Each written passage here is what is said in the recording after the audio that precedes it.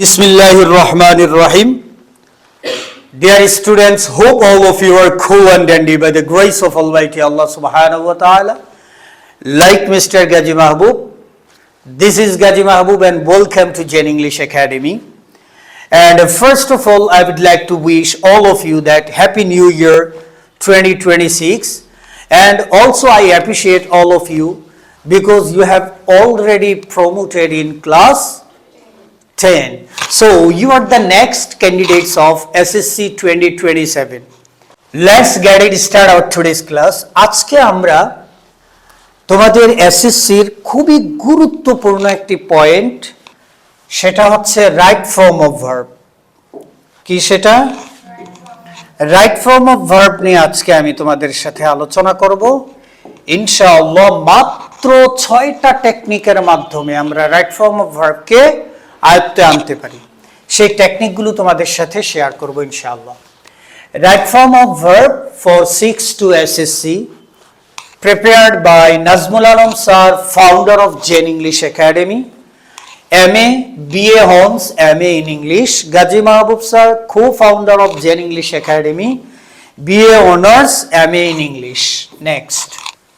So, before starting our today's class, first of all, we have to learn what is called a right form of verb. Latin শব্দ ভার্বাম থেকে verb শব্দটি এসেছে। ভার্বাম হলো কাজ প্রকাশক শব্দ, আর ব্যাকরণগত অর্থ হচ্ছে ক্রিয়া বা কাজ করা। বাক্যে ভার্বের গুরুত্ব কিন্তু অপরিসীম। ভার্ব ছাড়া কোনো বাক্য গঠন করা যায় না। বাংলা বাক্যে ভার্ব ছাড়া বাক্য গঠন করা গেলেও ইংরেজি বাক্যের ক্ষেত্রে ভার্ব ছাড়া সম্ভব নয়।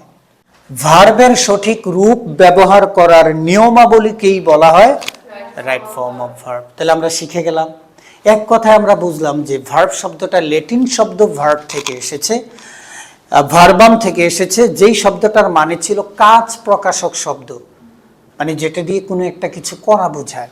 চলো নেক্সট। ভার্বের সঠিক ফর্ম ব্যবহারের অভিনব দুটি টেকনিক। নাম্বার 1, প্যাসেজটি যদি অতীতের কোনো ঘটনা হয় তো সেই প্যাসেজে ব্যবহৃত সকল ভার্ব হয়ে যাবে ফার্স্ট টেন্সের। নাম্বার 2, প্যাসেজটি যদি কোনো বিষয়ের, তো কেমন বিষয় হতে পারে, যেমন শরীর চর্চা বিষয়ক, পিতামাতার প্রতি আনুগত্য বিষয়ক, পত্রিকা পাঠ বিষয়ক, বৃক্ষরোপণ সম্পর্ক বিষয়ক, অথবা টিচার ছাত্র সম্পর্ক বিষয়ক, এরকম প্রচলিত কোনো বিষয়ের উপর ভিত্তি করে যদি প্যাসেজটা হয় তাহলে সেই প্যাসেজে ব্যবহৃত সকল ভার্বগুলো হয়ে যাবে প্রেজেন্ট টেন্সে। 6 techniques of right form of verb.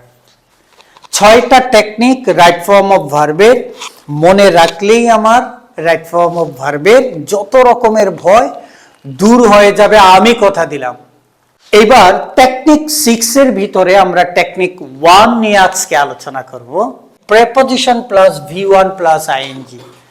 Infinitive to এর পর সর্বদা V1 অর্থাৎ বেস ফর্ম হয়। সাবজেক্টের জায়গায় ভার্ব বসলে V1 প্লাস আইএনজি হয়ে যায়। জ্ঞানী কথা হচ্ছে বাক্যে একটি ভার্বের পর আরেকটি ভার্ব থাকলে দ্বিতীয় ভার্বটি আইএনজি যুক্ত হবে। They enjoy watch cricket match. এবার তোমরা আমাকে বলো এনজয় একটা ভার্ব কিনা? দে এনজয়, ওয়াচও তো একটা ভার্ব, তাহলে আমাকে এটার সাথে কি করে দিতে হবে? আইএনজি দিয়ে দিতে হবে। They enjoy watching cricket match on TV. দেখো শামিমা লাইকস, লাইকস কি? একটা ভার্ব, তাহলে কুক কি? আর একটা ভার্ব। সো এখানে আমাকে কি করতে হবে? আইএনজি দিতে হবে। So Shamima likes cooking for the guests. I read news paper. তোমরা আমাকে বলো রিডটা কি? ভার্ব। নিউজ পেপারস ডেইলি, সিটটা কি? আর একটা ভার্ব। একটা সিম্পল বাক্য না? তাহলে I read news papers daily, তাই এই ভার্বের সাথে কি হয়ে যাবে? ING. Sitting on the corridor.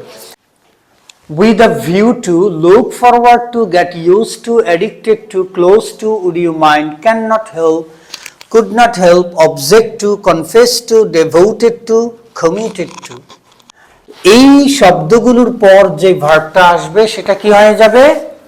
ING যুক্ত হয়ে যায়। She studies with a view to improving, শব্দটা ছিল improve, তাহলে তার সাথে কি যুক্ত হলো? ING. I look forward to seeing you, look forward এর পর কি আসছে? আইএনজি যুক্ত verb. She is addicted to eating, addicted এর পর ভার্বের সাথে আইএনজি হলো।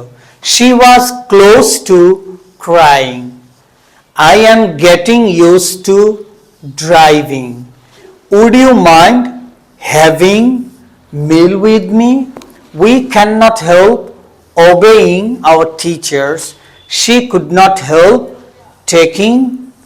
talking to me।